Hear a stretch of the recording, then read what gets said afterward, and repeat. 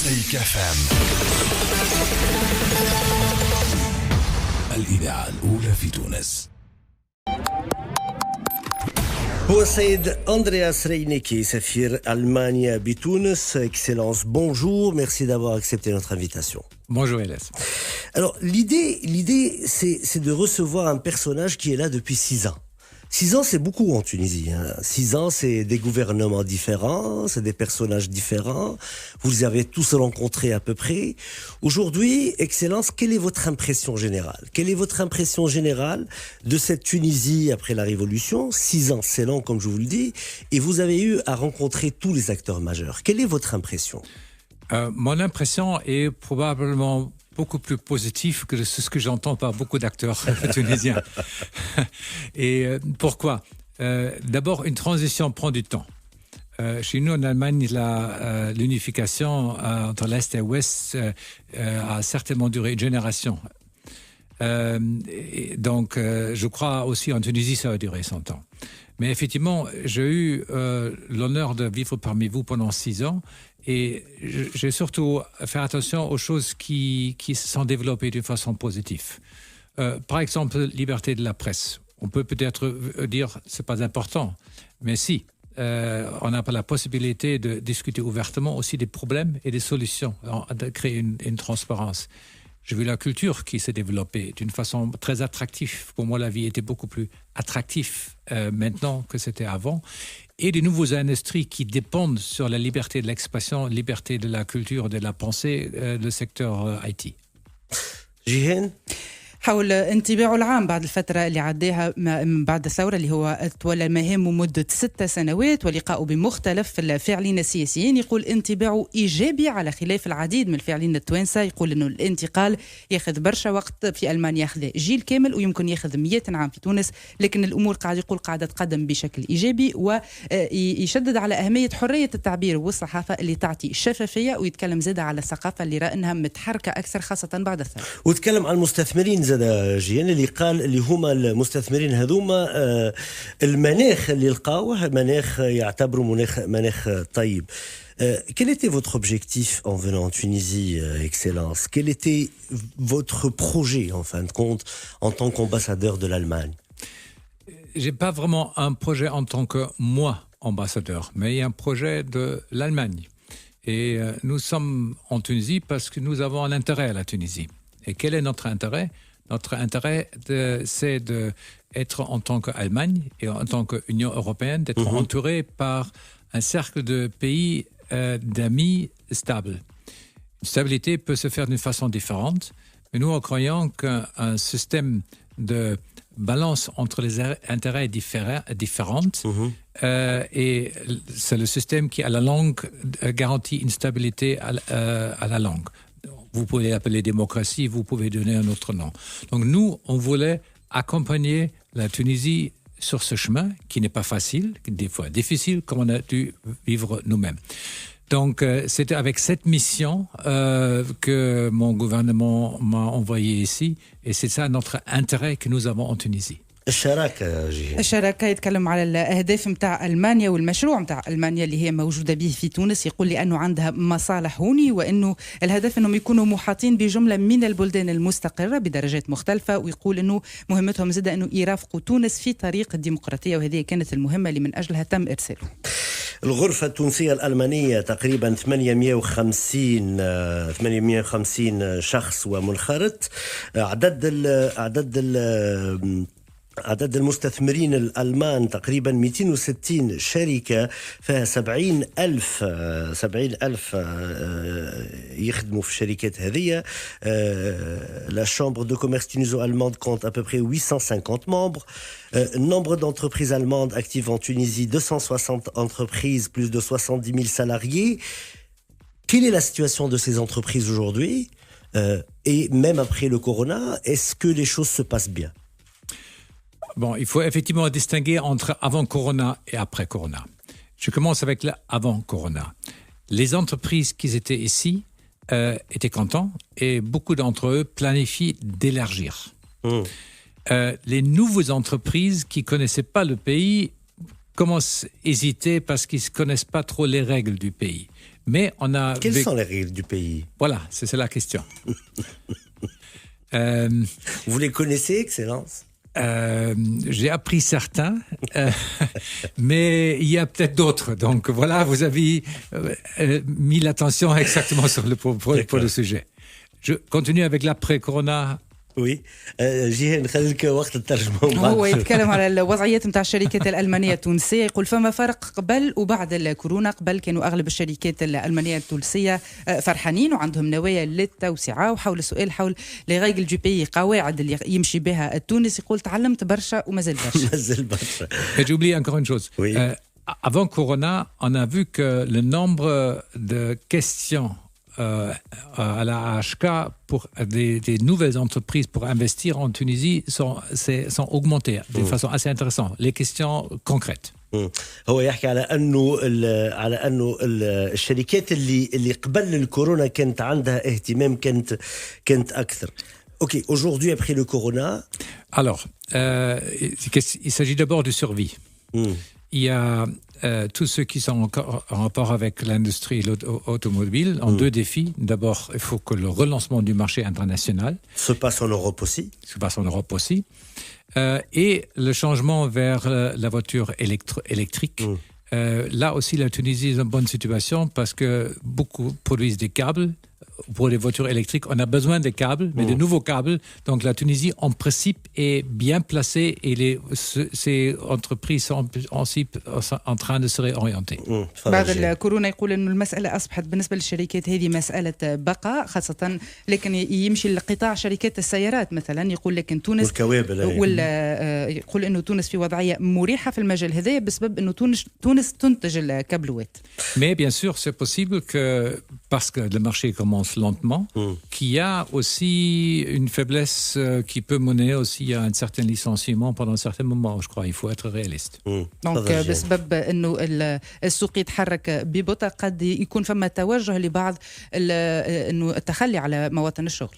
يقول أنه إمكانية التخلي على بعض مواطن الشغل ممكنة، وهذا الكل مربوط زاد كذلك بوضعية الشركات الأم في البلدان الأم اللي هي زاد كذلك تنجم تعرف مشاكل. Excellence, vous avez choisi de travailler dans le silence.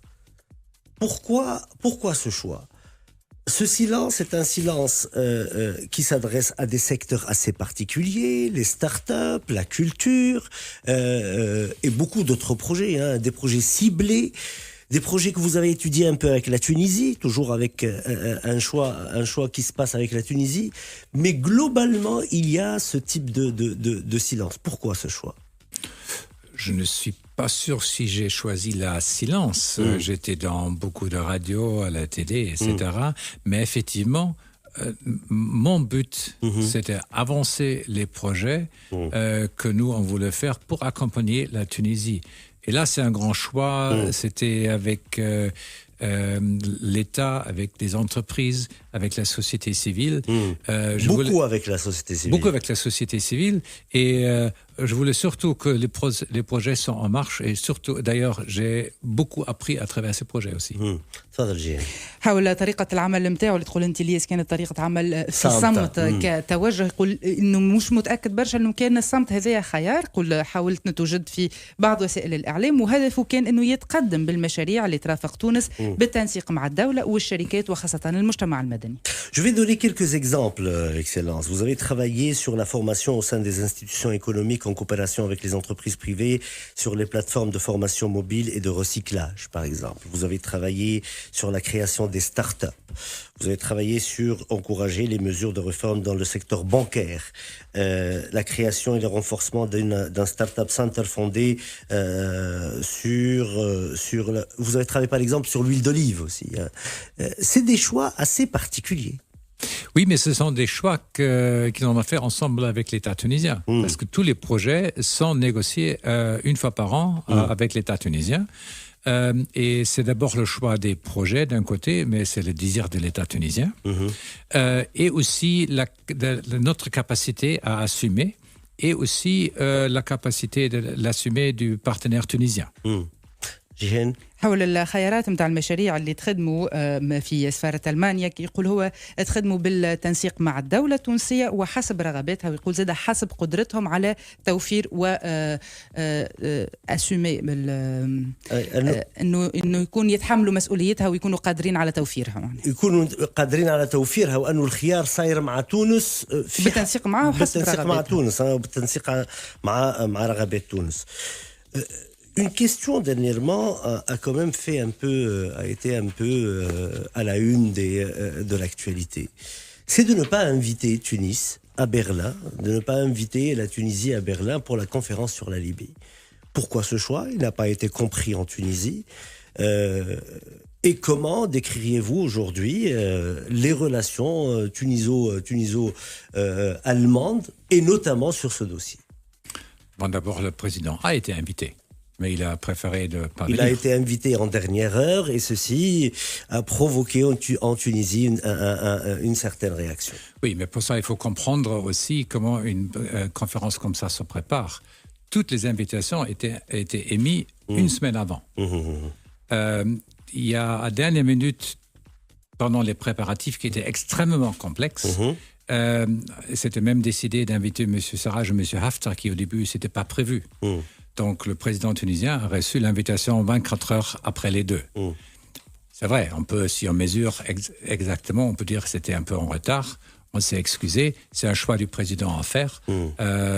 Et nous, on voulait surtout avoir une participation de tout le monde. Et chacun choisit chacun décide sur sa décision. حول عدم دعوة تونس لمؤتمر برلين حول ليبيا، يقول أنه صارت الدعوة ولكن هو اختار عدم الحضور. أنت اللي تقول الدعوة جات متأخرة، لكن هو يقول سيد السفير أنه لازم نفهموا كيفاش تصير التحضير للمؤتمرات هذه، وكل الدعوات تقريبا تخدمت في جمعة، حتى سراج وحفتر كان ممكن أنهم ما يصيرش استدعائهم. يقول ألمانيا اعتذرت ولكن الرئيس التونسي هو اللي اختار أنه ما يحضرش، وكل واحد يتحمل مسؤولية خياراته. Le président a décidé de sa façon et nous respectons son décision. ويحترم القرار متاعو. Excellence, aujourd'hui, une réouverture des frontières va s'opérer. Elle va s'opérer en Tunisie. Les souvenirs de touristes allemands avec la Tunisie sont incroyables. Moi, j'ai rencontré des dizaines et des dizaines et des dizaines de familles allemandes qui ont des souvenirs avec Hammamet, qui ont des souvenirs avec Djerba, qui ont des souvenirs avec la Tunisie.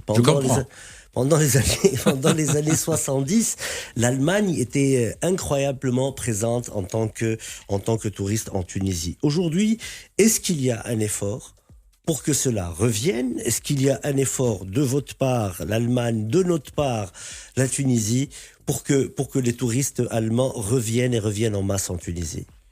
Bon, d'abord, le tourisme était revenu quand même d'une façon assez considérable après 2015. Mais il faut savoir aussi que la Tunisie est une destination surtout soleil, plage et mer. Et il y a entre-temps la compétition. Il y a 7 autres pays qui présentent plus ou moins la même chose. Donc, la Tunisie a déjà reconnu, l'ancien ministre du Tourisme, l'actuel aussi, on a discuté là-dessus, qu'il faut diversifier le produit. Je crois là, maintenant, c'est le futur pour la Tunisie. Nous, on ne peut pas, en tant qu'ambassadeur, en tant qu'État, c'est clair. Pas faire grand-chose. Je parle de l'Allemagne, je ne parle pas personnellement de vous, je parle de l'Allemagne. Oui, voilà. Non, c'est en principe le touriste qui décide. Jihen?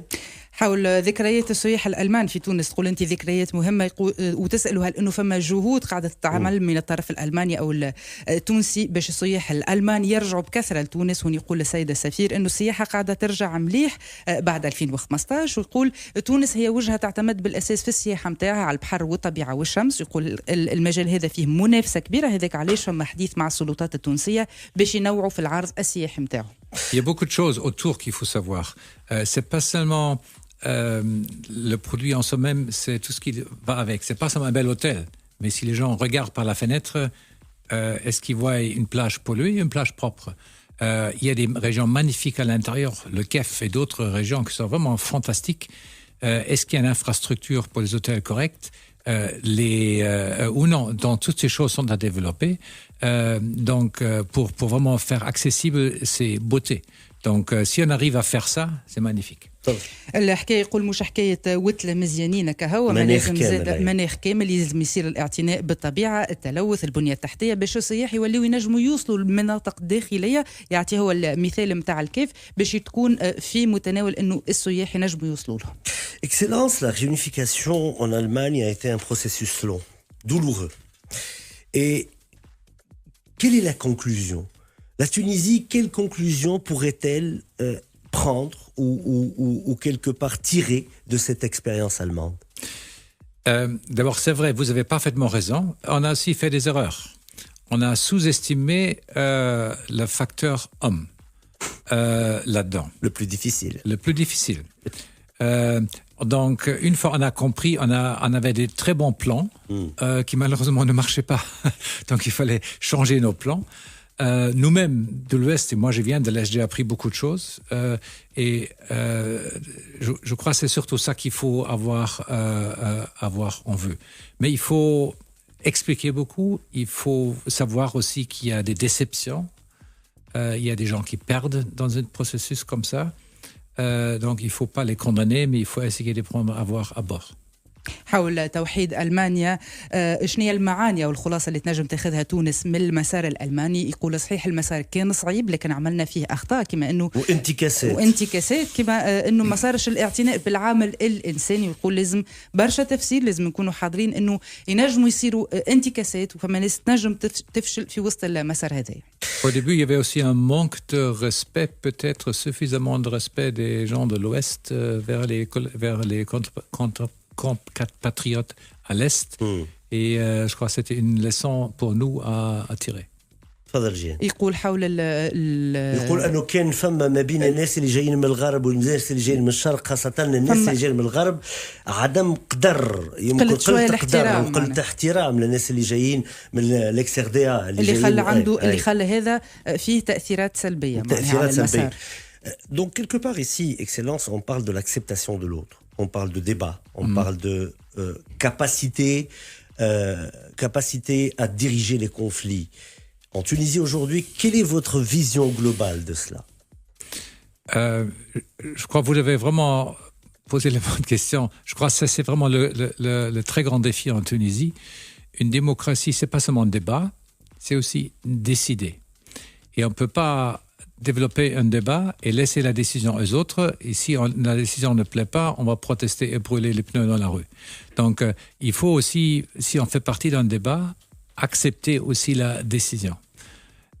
Et je crois que la Tunisie a déjà beaucoup avancé, surtout à travers des associations que je trouve ont fait un grand pas de la protestation vers l'action. Et je crois que c'est vraiment la richesse de la Tunisie. يتحدث على سلطة القرار زاد. هو حول قبول الآخر والحوكمة. يقول إنه أهم تحدي في الديمقراطية مش الحوار وإنما القرار. إذا ندخلوا في الحوار لازم نقبلوا بالقرار، وتونس قاعدة تقدم في المسار هذا خاصة على مستوى المجتمع المدني اللي قاعد يتنقل من الاحتجاج إلى الفعل. يتكلم زاد جينا على حاجة أنا تظهر لي مهمة ياسر، فكرة مش قبول القرار، ما يقول لك التفكير وحده ما يكفيش، يلزم القرار في الآخر زاد، والقرار السياسي اللي يكون قرار سياسي نافذ. Excellence, aujourd'hui, et vous êtes sur la partance, vous êtes en train de quitter cette mission de 6 ans. Quels sont les projets pour vous qui vous tiennent à cœur et que vous avez développés et qui vont continuer et qui pour vous seraient un legs et qui sont chers à votre cœur, dans lesquels il faudrait continuer à faire l'effort nécessaire? Je crois qu'il y a 2 domaines de projets. Le premier domaine, c'est vraiment beaucoup de petits projets avec la société civile.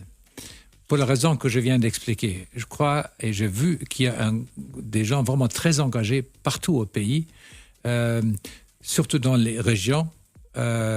L'engagement est là, la capacité intellectuelle est là. Donc vraiment, là, ça m'a donné beaucoup de satisfaction.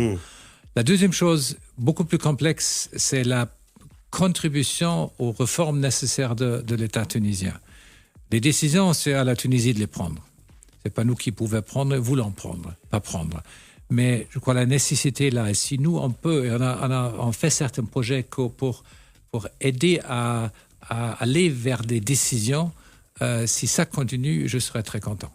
جيهان. أهم المشاريع بالنسبة ليه واللي يلزم تتواصل حتى بعد نهاية العهد متاعه. يقول فما زوز مجالات، في الأول مشاريع صغيرة مع المجتمع المدني، وهذا يراه لأهمية أنه فما برشا تنظم في تونس خاصة في الجهات وفما برشا حركة. والثاني هو اللي يعتبره أكثر تعقيد وهو المساهمة في الإصلاحات الضرورية لتونس اللي تونس تاخذ فيها القرارات وهما مهمتهم المساعدة والمرافقة. Vous avez appris un peu de parole en tunisien ou pas non? Aslama, Bislama. Aslama, oui. C'est facile. C'est facile. Non, parce que là, on va être dans du Bislama très bientôt. Voilà, non, parce que Aslama, parce que je risque de revenir. Merci, Excellence, d'avoir accepté notre invitation. Andreas Reineke, اللي كان في تونس على امتداد 6 سنوات. Je vous laisse le mot de la fin. Alors, merci Elias d'abord. Et je suis persuadé que la Tunisie, si tout le monde travaille ensemble, a un meilleur futur devant elle. Et ça va être un beau pays, encore plus beau que maintenant. Merci beaucoup, merci Excellence d'avoir accepté notre invitation et voilà, bon vent. Je sais que maintenant vous pouvez aller à Berlin, à Munich, je sais pas, vous êtes de quelle ville? Je retournerai à Berlin et le bonbon c'est pas si mauvais que ça parce qu'on essaye de partir en bateau. Ah bah voilà, donc vous voyez. En embarcadère, pas en bateau, mais on embarque en ferry. Alors bon vent, merci Excellence. شكرا لسعادة سفير ألمانيا قبول الدعوة اليوم في ميدي شو. باش نرجعوا للشأن العام. تفضل جيهان، آخر كلمة. جوست آخر كلمة يقولها هو إذا كان في تونس الناس الكل تخدم مع بعضها الوضع باش يكون أفضل بكثير. يقول هو اللي توا راجع لبرلين عبر البحر. يلا. Merci, Excellence. Merci, Elias.